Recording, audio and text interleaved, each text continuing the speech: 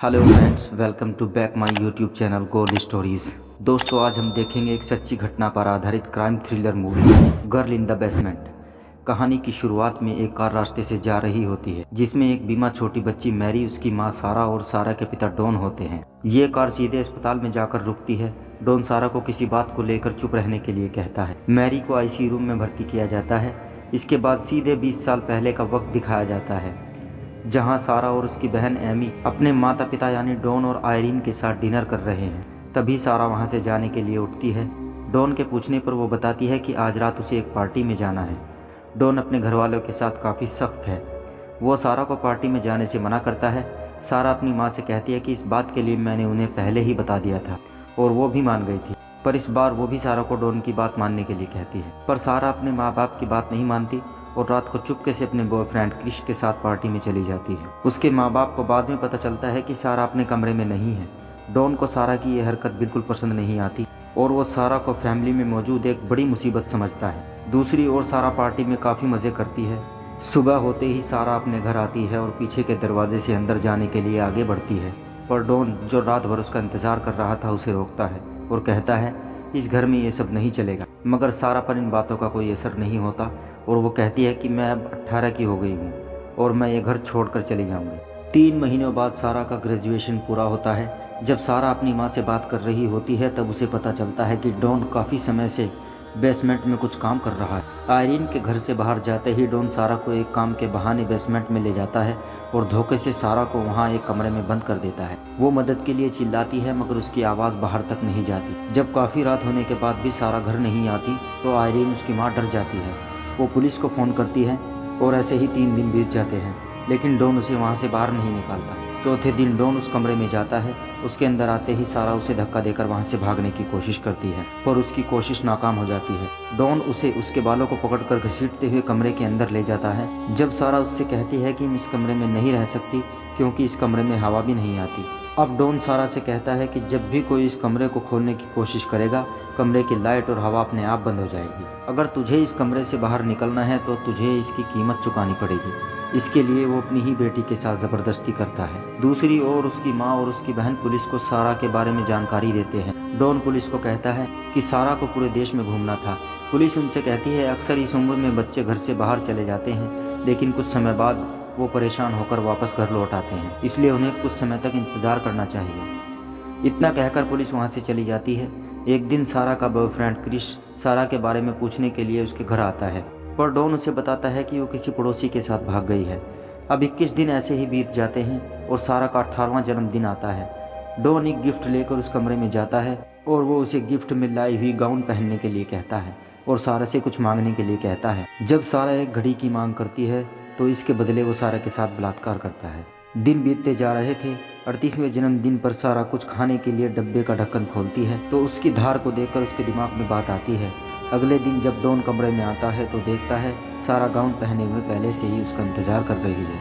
लेकिन डॉन जैसे ही सारा के करीब आता है तो सारा उस डब्बे से डॉन पर हमला करती है लेकिन डॉन उसका हाथ पकड़ लेता है और उसे बुरी तरह पीटता है।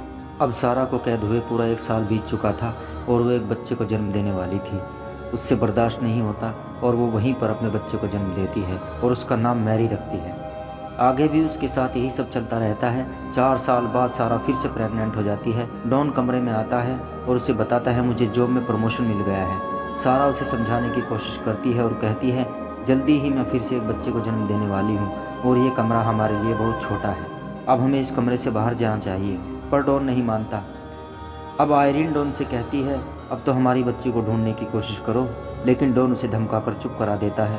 और अगले दिन डॉन क्रिसमस पर घर में एक टीवी लेकर आता है।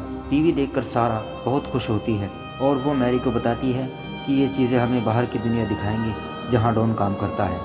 ऐसे ही और 3 साल बीत जाते हैं। एक दिन मैरी की तबीयत बहुत ख़राब होती है पर डॉन उसे डॉक्टर को दिखाने के बजाय वहीं पर दवाई ला कर दे देता है।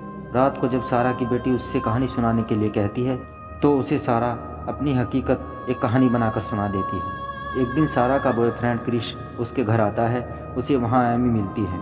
एमी सुनकर दंग रह जाती है जब वो उसे डॉन की बताई हुई कहानी सुनाता है। एमी भी उससे बताती है कि उसे डॉन पर शक है। एक दिन एमी बेसमेंट की चाबी चुराती है जिसे डॉन ने छुपा कर रखा था, लेकिन डॉन उसे पकड़ लेता है। दूसरी ओर सारा को फिर बच्चे का दर्द शुरू होता है और वो एक बच्चे को जन्म देती है जिसका नाम वो थॉमस रखती है।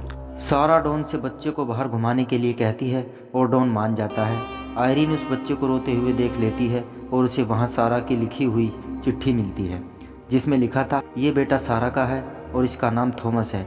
मैं इसकी देखभाल नहीं कर सकती, मेरे पास इतने पैसे नहीं हैं, तो मैं इसे आपके पास छोड़ रही हूँ, इसका ख्याल रखना। जिस बास्केट में वो चिट्ठी पड़ी थी उसमें एक और चिट्ठी लिखी हुई थी जिसे सारा ने डॉन से छिपाकर बास्केट में रखा था ताकि अपनी माँ से मदद मांग सके। लेकिन चिट्ठी डॉन के हाथ लग गई और सारा का प्लान चौपट हो गया। कुछ और साल गुजर जाते हैं, बच्चे अब बड़े हो गए थे। एक दिन मैरी मेकअप करके बाहर आती है। डॉन उसे भी बुरी नज़र से देखता है। ये देखकर सारा उसे डॉन से दूर रहने के लिए कहती है। एक दिन बाहर तेज़ बारिश हो रही थी जिसके कारण कमरे की छत से पानी टपक रहा था। सारा छत को देखती है तो उसे उम्मीद की एक किरण नज़र आती है। वो चम्मच की मदद से छत में सुराख करती है और एक हाथ बाहर निकालकर टॉर्च ऑन करती है ताकि किसी की उस पर नज़र पड़े और कोई उनकी मदद करने के लिए आ जाए। रास्ते में जा रहे एक आदमी को वो टॉर्च दिखाई देती है, पर बदकिस्मती से वो जाकर डॉन से इसके बारे में बात करता है। डॉन तुरंत बेसमेंट में जाता है और सारा को बहुत मारता है। डॉन की मार से सारा के पेट में पल रहा बच्चा मर जाता है। डॉन उस बच्चे को ज़मीन में गाड़ देता है।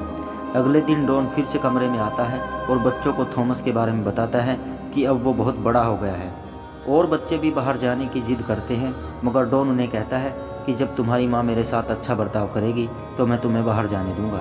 ये सब उसी की गलती है। लेकिन सारा अपने बच्चों को अपनी कहानी बार बार सुनाती रहती। सारा को इस कैद में लगभग 20 साल हो चुके थे। एक दिन मैरी की तबीयत अचानक बहुत ख़राब हो जाती है। सारा डॉन को अस्पताल के लिए जैसे तैसे करके मना लेती है।